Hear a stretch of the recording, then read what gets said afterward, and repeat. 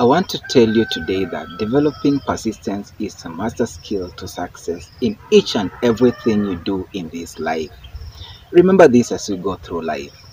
The person who has the most to do with what happens to you is you. You make the choices.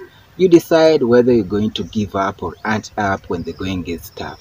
I want to confess that there is that pressure and expectation from our parents when a student finishes campus or college. When you are in school, our parents bank a lot of their hopes, their expectation, their resources in you. So when you clear school, you are an investment they've done. As Alvin Toffler once said, the illiterates of the 21st century are not those who do not know how to read and write, but those who are not ready to learn and relearn. Hello guys, my name is Chonjala John Peter, a graduate from Moi University, Political Science and Public Administration. I'm glad to be here today to discuss various issues affecting a common youth of our country, Kenya. We go straight to the issue, like the question of the day: what next after graduation? Most graduates feel ready to immediately dive into the world of work. However, this next step can be overwhelming in a country with soaring unemployment rates. Graduation is an exciting milestone that marks the beginning of one's professional life. Every student dreams of the day they'll finally graduate. But what next after graduation? It is a question that unsettles very many university leavers. Besides the high hopes and aspirations, the period comes with unique fears, anxieties, and uncertainties. Today, I'm here to discuss with you and share these fears, anxieties, and uncertainties and be able to find out some life questions. I must start by congratulating all the heroes and heroines who made it all the way to the graduation list. All the university students or comrades understand that it's a real hassle to get to that final list of graduation. But today you made it, you've graduated. It is a history you've already made on your side. I want to say a big thank you to you for going through the process. I consider a real tough process. You know, University life entails a lot. There are so many challenges that revolves around the university life. We have the issues of financial constraints. We have students going without food. We have the issue of cults. We have the issue of drug abuse. Not forgetting the issue of the LGBT queer, the lesbians, gay, bisexual, transgender, intersexual, asexual, and queer, among many other challenges. All these challenges are faced by a young fella who is about 18 to 24-year old, who is considered to be an adult by the Constitution of Kenya. But in recent, this person is still dependent to either a parent, guardian, or well-wisher. All these challenges, this student is supposed to transcend over them. No wonder some of the students drop out of school because they are beaten by these storms of life. Also, this student is in a phase of life I call the midlife crisis, where he or she tries to find a balance between fitting into the societal image of responsible adulthood and discovering and doing things he or she really wants to do versus pursuing a career in any related field, no matter how poorly remunerated the career is, because that is what makes him or her feel alive and significant. Now, the challenges aside, because I regard them as a rite of passage, which is very necessary for one to go through in order he or she can become a success. It is now time to come into your own. It is now time to take a deep breath. You brace yourself, put your game face on, and buckle up for the ride of life. Purpose today that you're not going to sit down and become miserable and also a financial constraint or burden to your parents, called the midlife crisis, where he or she tries to find a balance between fitting into the societal image of responsible adulthood and discovering and doing things he or she really wants to do versus pursuing a career in any related field, no matter how poorly remunerated the career is, because that is what makes him or her feel alive and significant. Now, the challenges aside, because I regard them as a rite of passage, which is very necessary for one to go through in order he or she can become a success. It is now time to come into your own. It is now time to take a deep breath. You brace yourself, put your game face on, and buckle up for the ride of life. Purpose today that you're not going to sit down and become miserable, and also a financial constraint or burden to your parents. It is now time to come into your own. Take a deep breath, brace yourself, put your game face on, and buckle up for the ride of life. Purpose today that you're not going to sit down and become miserable and also a financial burden to your parent or guardian. Shift your focus from expectation to delivery, and it will pay off greatly. I know you might be wondering how you're going to make this because you're not well endowed. It doesn't mean that only the well endowed can implement this change. No, I want to tell you that if you have the brains to conceive an idea, you have the energy, you have the good health, then you are good to set your vision, start rolling. I say that brains is the only resource that is not subject to diminishing returns. The law of diminishing returns states that as investment in a particular area, rate of profit from that investment, profits cannot continue to increase if the variables remains at a constant mode. It's wise to know that our brains are not created to remain in a static or constant mode, but in a dynamic mode. It is now time to rebrand your mindset and present yourself with an opportunity to rethink about your new direction. It is true that some of your classmates are going to get a job just after graduation. Some will get it after tarmacking. Some won't get a job anymore. It is a reality that we have to live with. You have to make a conscious decision of never comparing yourself to any other person. It is wise to know that every person is unique, and so you are. You can be classmates, but not level mates. You can be village mates, but not grass mates. Our priorities in life are different, and our destinations are never the same. As Bill Gates said, never ever compare yourself to others, for if you do, you are insulting yourself. After graduation, we can't start out as CEOs or vice presidents of great companies around the world. And even if we landed such an opportunity, it wouldn't do us any good anyway. It is good to start where we can fit in and then work our way up. As a graduate, don't hesitate to take even the lowest job offers that come your way, because by doing that, you will be building capacity for your career. I have a story of the butterfly in its cocoon, which I think is relevant to us, our time, and our concern, and which is worth sharing with you. A man found a cocoon of a butterfly and took it to his home. One day, a small opening appeared on the cocoon as he sat and watched the young butterfly as it struggled to squeeze itself through the tiny hole. And then it stopped as if it could not go further. The man decided to help the butterfly. He took a knife, snipped off the remaining bits of the cocoon, and the butterfly emerged easily, but it had a swollen body and shriveled wings. The man continued to watch the butterfly carefully, expecting that at any moment it would enlarge its wings and expand to support its body. But none of these things happened. Instead, the butterfly spent the rest of its life crawling. It was never able to fly, and later it died. What a man in his kindness and haste did not understand is that the restricting cocoon and the struggle required by the butterfly to get through the tiny hole of the cocoon is a way of forcing the fluid from its body into the wings so that it can be able to build its capacity and be ready for the flight in its entire life.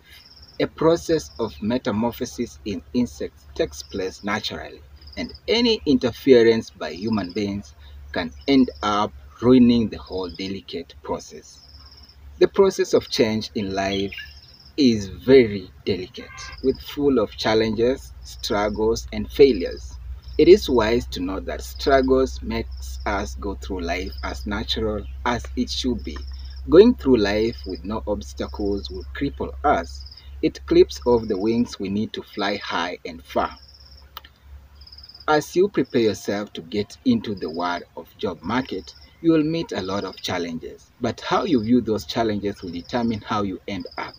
Successful people don't have fewer problems. They are determined that nothing is going to stop them from moving forward. Whatever direction we choose in life, if we realize that every hurdle we jump strengthens and prepares us for the next one, then we are already on the way to success. Challenges don't come to make us bitter, they come to make us better.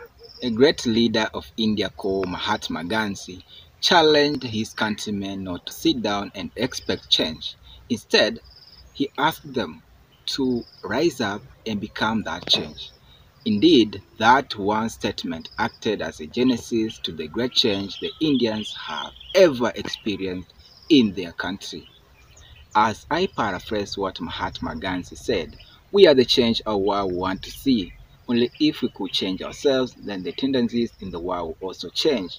As a man changes his own nature, so does the attitude of the world change towards him. And this is the divine mystery that is supreme, a wonderful thing it is, the source of our happiness. We should not wait to see what others do. We can arise and become that change. It is now time to come into your own. It is now time to introspect and contemplate your next step. It is time to stop nursing lifestyle diseases and dependency syndrome and embrace order, patience, persistence, resilience, hard work, and all the virtues that will fuel you to the top tier. I remember there was a time I was doing comedy while I was still in campus. It was a new adventure to me, and some of my clips went viral to media platforms of celebrities in Kenya. I had the likes of Karo Radu, Mbaruk Mwalimu, and Hassan Ali. I was so excited because to me, I thought like it is my time to shine.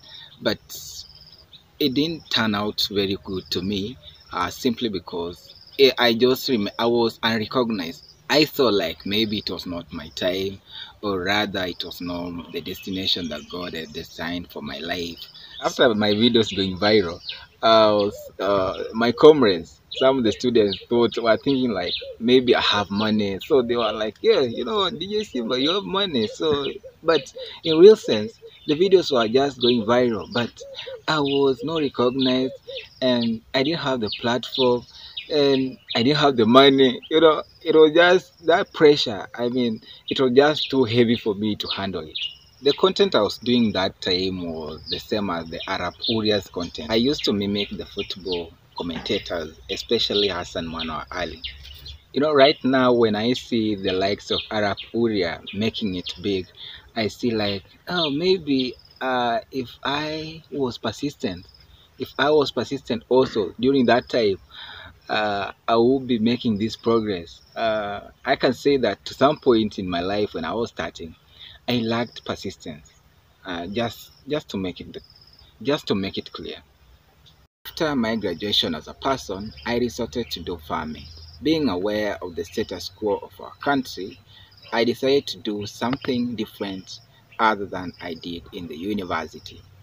I went out to some of my friends in our village who are doing the tree nursery project, and I just got thrilled with the project and saw the need of me giving it a trial. I can say it has been a real journey of very many experiences I've ever had. The tree nursery project entails a lot. There is much that goes around in the project that we do not know. The tree nursery has taught me a lot, like packaging, isolating the small trees from the tall ones so that they can get direct sunlight, the uprooting of weeds. We have the top dressing, we have the packaging. It is just a real journey. It is just a real journey of exposure and experience. I love it. As I speak right now, I can teach someone about tree nursery because I've had a 3 year experience. I remember when I was starting out, I started with 300 seedlings, but to the moment I have over 30,000 seedlings of different species in the nursery. From the experience I've had in the tree nursery, I want to say that it is something that I never planned. It is the idea that I never planned in my life, but I just got myself doing it, and I decided to give it all my best until this moment. At least I'm proud that I have a tree nursery project in progress. And I'm a kind of person who is receptive to knowledge because I understand that we all need to be receptive to knowledge and humble more to acknowledge that no one knows it all, or rather is infallible. Because even the Bible tells us that a teachable spirit is a valuable attribute to life. As Alvin Toffler once said, that the illiterates of the 21st century are not those who do not know how to read and write, but those who are not ready to learn and relearn. Just like any other projects in the world, a tree nursery project also requires patience and persistence. We do not just wake up one morning and turn the wheels of history of our lives. There's much that we are required to do.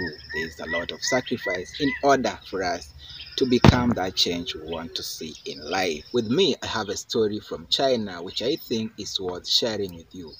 In China, they plant a bamboo tree which is commonly referred to as the Chinese bamboo tree, which takes 5 years to grow. Its seeds are watered and fertilized in the grounds where it has been sowed every day for a period of 5 years without wavering. It doesn't break through the ground until its 5th year, and once it breaks through, it experiences a magical rapid growth up to 80 to 90 feet tall or 30 meters tall in just 6 weeks only. What an unexpected outcome it is. Think about the intricacies revolving around the growth of this bamboo tree. Think about the seeds remaining under the ground for the first, second, third, fourth, until its 5th year advance, and once it experiences unimaginable growth. Think about the prime importance of watering that is done every day and its sense to the roots of the bamboo, thus making the roots to grow deeper and build the capacity to have the potential to hold this bamboo tree once it breaks through the ground. The values of patience and persistence we see in this story are just on another level. And it is wise for us to emulate these virtues and values in this story. It is also wise to know that persistence is what makes us different. A distinguishing attribute of those who succeed in life against those who don't is persistence. Very many people have the capacity to set goals and plans towards success, yet only a few succeed. A great majority stop even before they start. Many others quit halfway through the journey. They let their fears and doubts to paralyze them from moving persistently towards their goal, or either their motivation is not firm enough to drive them to work towards success. I want to tell you today that developing persistence is a master skill to success. Remember this as you go through life. The person who has the most to do with what happens to you is you. You make the choices. You decide whether you're going to give up or ant up when the going gets tough. I would like to tell the current regime of President William Ruto to put a lot of emphasis on industrialization in the country. Kenyans want permanent jobs, not seasonal jobs. It is wise to know that with industrialization, it will be easy for us to solve this catastrophe of unemployment in our country. I would like them to put up various industries in different counties in our country. You can sign with me that with industrialization, a whole chain in the society benefits, from a mama mboga to a CEO. When you set up an industry in a particular place, a fundamental shift happens by design. You see people getting employed in the industry, having various businesses around the industry, We see investors bring banks closer to the industry. We see the supermarkets coming near the industry. We see offices being constructed. We see improvement in infrastructure in a place. We see people in the transport sector, like the borders and the matatu operators, and their living. I would like to encourage the parents to take their children to school. I would like to connote to the government of Kenya to invest more in agriculture. Considering that agriculture is the backbone of this country, we should see this happening practically and feel it. Government should direct more funds to the agricultural sector and provide civic education mostly to the youth. The youth in our country are ignorant and all they need is education about agricultural matters. The government also has to provide loans and grants specifically meant for agriculture to the youth of a place. This will help to promote production and solve the issue of hunger that we experience as a country each and every year. Our leaders should stop comparing Kenya to Singapore. We are not Singapore at all. We need to cleanse ourselves and have a general overhaul of our attributes, attitudes, and as well as our morals when it comes to handling public resources. We need to feel a common mwananchi. Do you remember a story of the ancient hyena who put his mother in a sack, beat her to death, and cooked her for dinner? The story is tantamount to what is happening in our current state. Dear government, don't sacrifice your innocent citizens. There is a God in the bush. Treasury, treasure our money. God bless you.